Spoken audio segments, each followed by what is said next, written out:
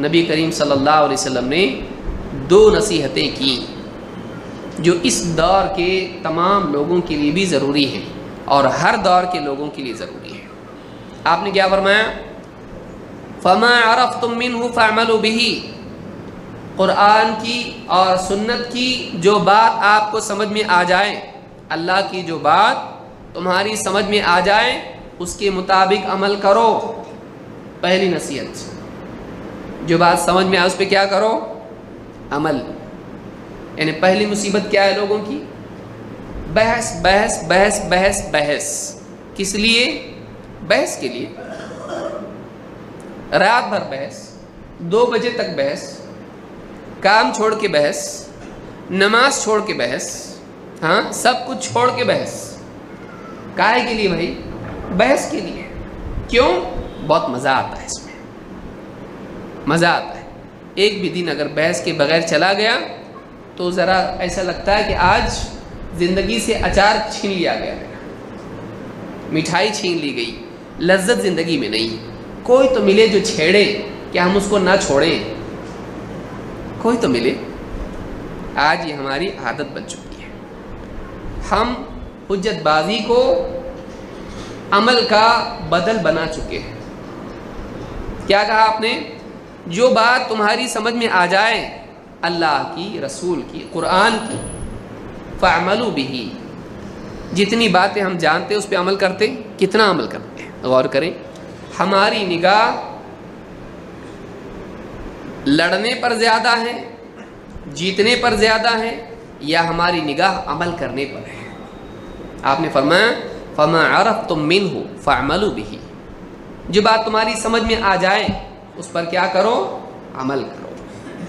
اور نمبر 2، وَمَا جَهِلْتُم مِّنْهُ فَرُدُّوهُ إِلَىٰ عَالِمِهِ، اور جو بات تمہاری سمجھ میں نہ آئے، تمہیں معلوم نہ ہو، تو اس بات کو اس کے جانکار کے پاس پیش کرو، یا اس بات کو عالم کے سامنے پیش کرو، یا یہ کرو آپس میں ہی لڑو۔ آج ہمارا طریقہ کیا ہو گیا ہے؟ بتا یہ صحیح ہے کہ یہ صحیح ہے؟ اب دونوں بھی کیا ہیں؟ انٹرٹینمنٹ ڈپارٹمنٹ کے ہیں۔ دونوں کو دین سے اتنی دلچسپی نہیں جتنا لڑنے اور جیتنے سے ہے۔ واللہ ٹھیک ہے کوئی آدمی اللہ کے لیے بھی بحث کرتا ہے، ایسے بھی لوگ ہیں، لیکن اچھا خاصا طبقہ یہی کرتا ہے کہ اس کو جیتنے کا شوق زیادہ ہے دین کے غلبے کے مقابلے میں۔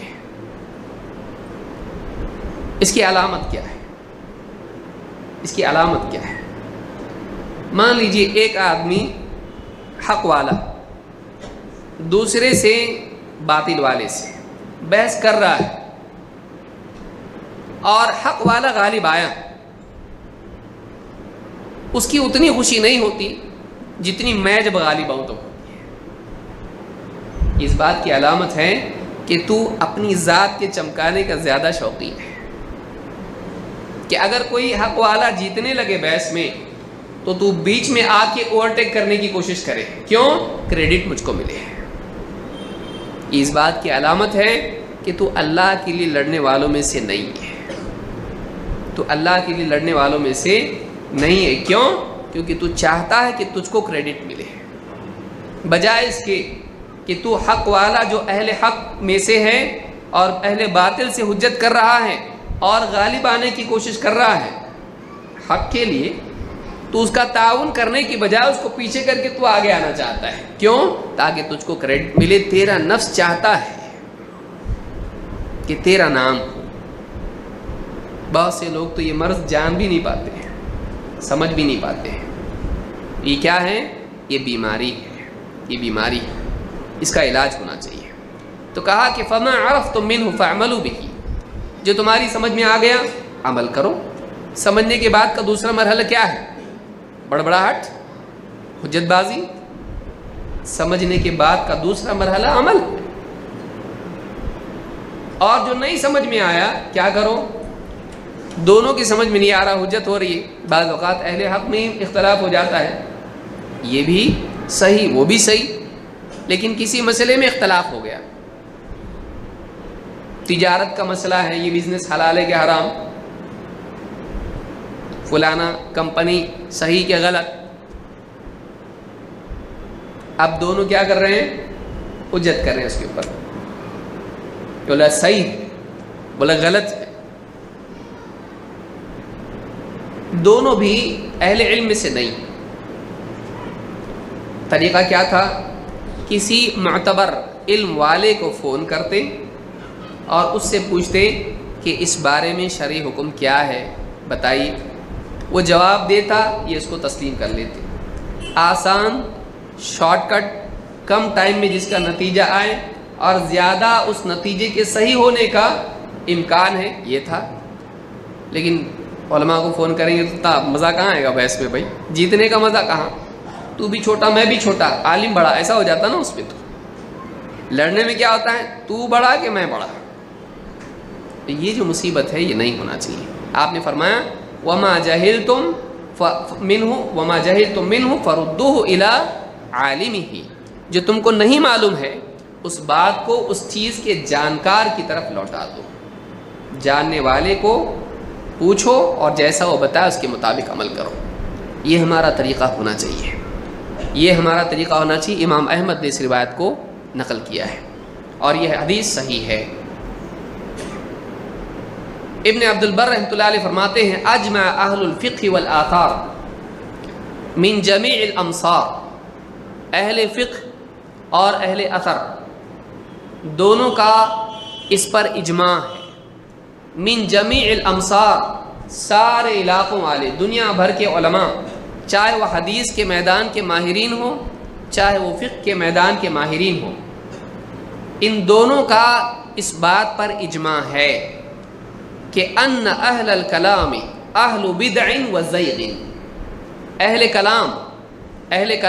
کلام کو آپ جان رہے کون؟ جو عقل کی بنیاد پر عقیدہ اختیار کرتے ہیں اور عقل کی بنیاد پر دلائل کا بھی تحریف اس کی کرتے ہیں، اس کا انکار کر دیتے بعض اوقات. یہ اہل کلام ہیں جن کے نزدیک عقل ہی اصل ہے. کہتے ہیں کہ ان اہل الکلام اہل بدع و زیغ. اہل کلام کیا ہیں؟ اہل بدعت ہیں اور گمراہ لوگ ہیں. زاغہ کا مطلب ہوتا ہے ٹیڑھا جانا. تو یہ کیا ہے؟ صراط مستقیم پر نہیں ہے. اہل کلام کون ہیں؟ اہل بدعت ہیں، جو اللہ کے بارے میں عقل کی بنیاد پر بحثیں کریں، یہ اہل بدعت ہیں. اور اہل زیغ یہ سیدھے راستے سے منحرف لوگ ہیں، ٹیڑھے جا رہے ہیں، سیدھے نہیں جا رہی ہیں. اس پر کیا ہے؟ اجماع ہے. ولا يعدون عند الجميع فی طبقات الفقہاء. کہتے سارے علماء کے نزدیک ان کو فقہاء کی فہرست میں، ان کے طبقے میں رکھنا صحیح نہیں ہے.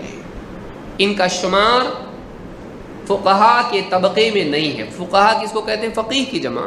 فقیہ وہ جس کو دین کی گہری سمجھ ہو. تو یہ خالی عقل والے ہیں، ایسی عقل نہیں ہے جو دلیل کی بنیاد پر. عقلیں دو ہیں، عقلیں دو ہیں. ایک وہ عقل ہے جو قرآن و سنت کے تابع ہو، اور دوسری عقل وہ ہے جو قرآن و سنت کو اپنے تابع کرنے کی کوشش کرے. تو اہل کلام کون ہیں؟ جو قرآن و سنت کے دلائل کو اپنی عقل کے تابع کریں. اور فقہا کون ہیں؟ جو قرآن و سنت کے دلائل کے تابع اپنی عقل کو کریں. یہ فرق یاد رکھیے. تو کہتے ہیں کہ ولا يعدون عند الجميع فی طبقات الفقہاء. یہ فقہا کے طبقے میں شمار ہونے لائق نہیں، اور سب کا یہی کہنا ہے عند الجميع. وانما العلماء اہل الاثر والتفقہ فیہ. کہتے ہیں کہ واقعی علماء کون ہیں؟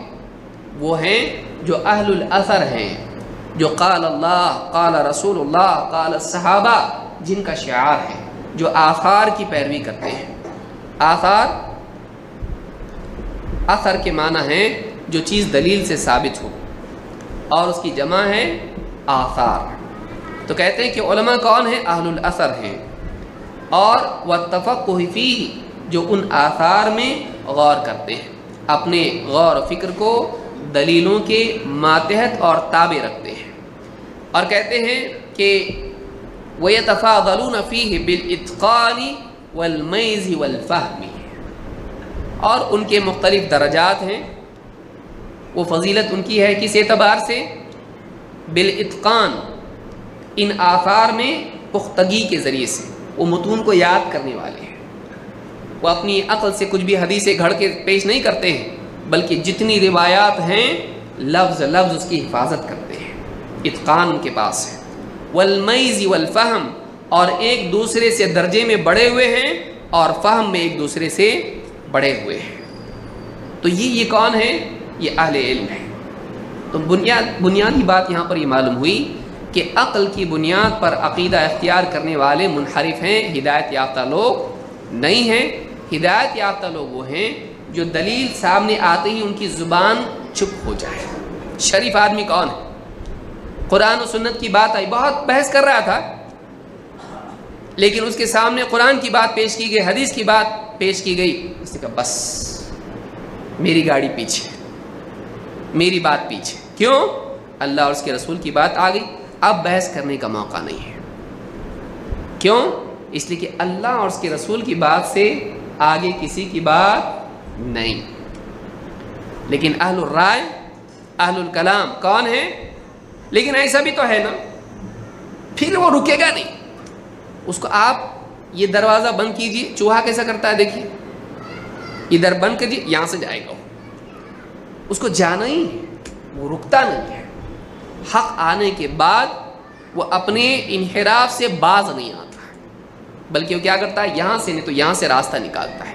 یاد رکھیں، عقل کو قرآن و سنت کے تابع کرنا شرافت ہے، اور عقل کے تابع قرآن و سنت کو کرنا یہ جہالت بھی ہے اور گمراہی بھی ہے، یہ بربادی کی بنیاد ہے.